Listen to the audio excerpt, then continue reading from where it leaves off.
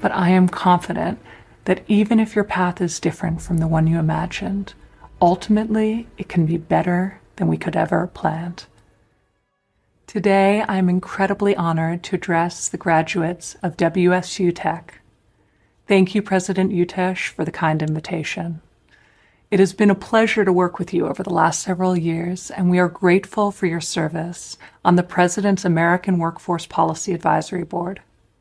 Your leadership is helping Kansas and our nation to pioneer the most innovative and successful workforce training in the world.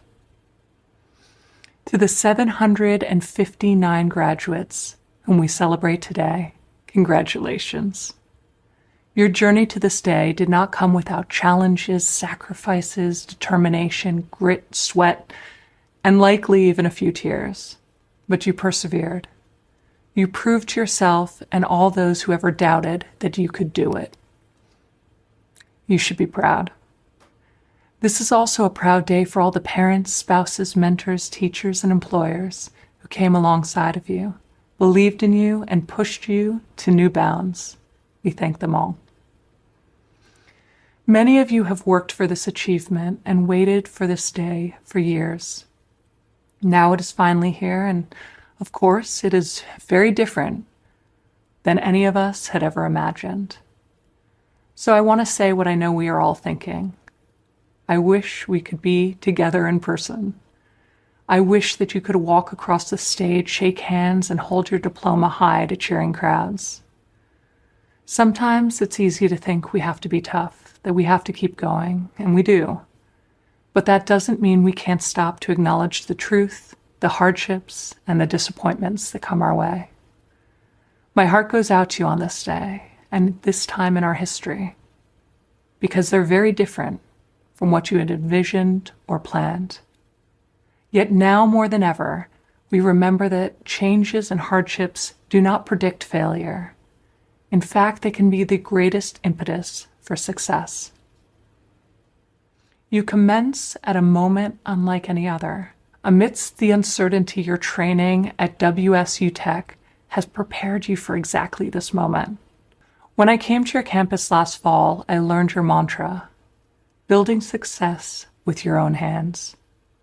In this graduating class are men and women who can run an assembly line, build a field hospital, police our communities, respond to emergencies, keep America connected through internet and phones, care for our senior citizens and our most vulnerable patients, use 3D printers to make medical equipment, draw blood to save lives, and so many other essential services.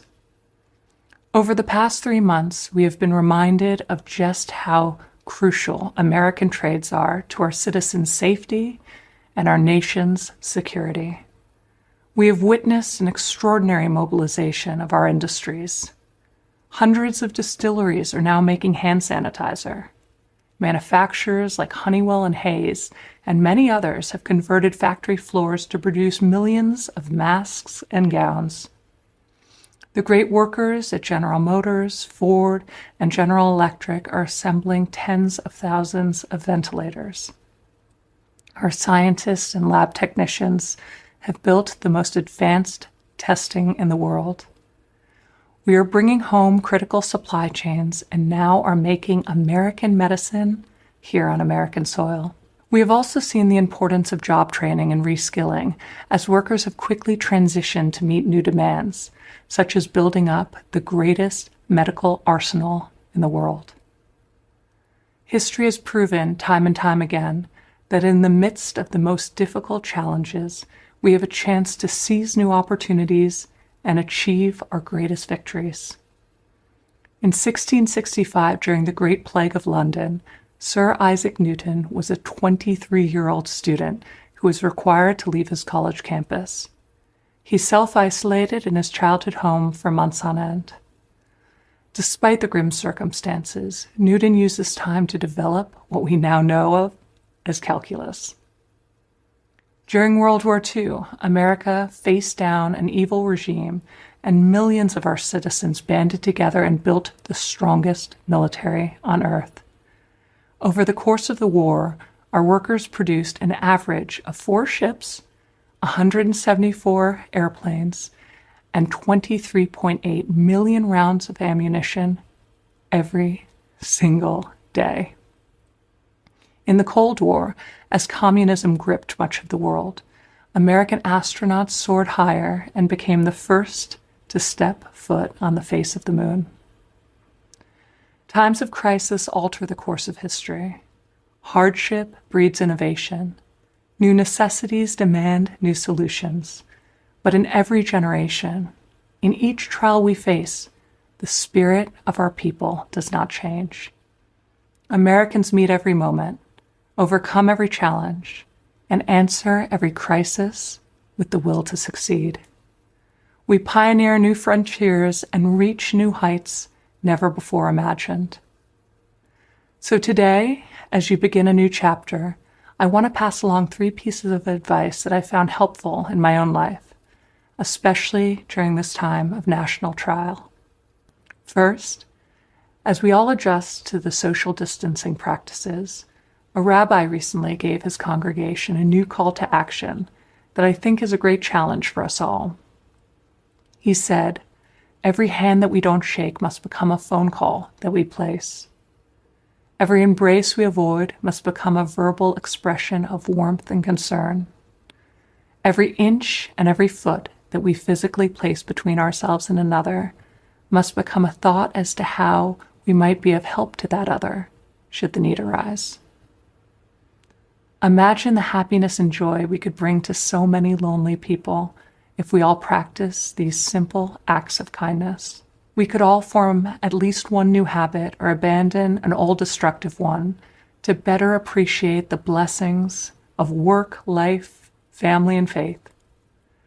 A recent article written by Charles Eisenstein explained this period in time this way.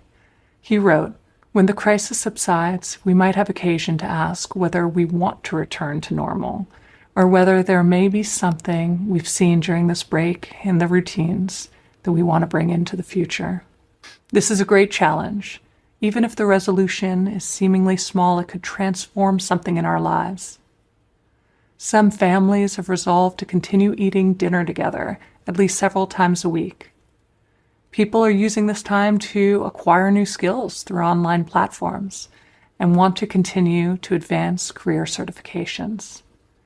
Many Americans are spending more time in prayer and meditation and want to keep growing in their faith.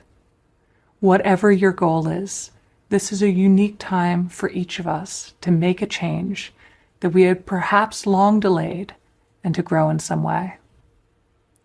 Finally, right now I know the economic uncertainty is real, and it's hard on many of you and your families, but I am confident that even if your path is different from the one you imagined, ultimately it can be better than we could ever have planned.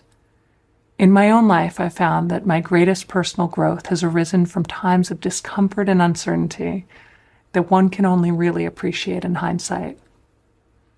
Joseph Campbell, a philosopher who also helped inspire the creation of Star Wars, once said, "The achievement of the hero is one that he is ready for. It's really a manifestation of his character. The landscape and conditions of the environment match the readiness of the hero. The adventure that he's ready for is the one that he gets." Throughout our history, brave men and women have faced daunting challenges, and they have embraced the adventure. America's fate is never dictated by fear. Our future is written by the love and the courage of our citizens.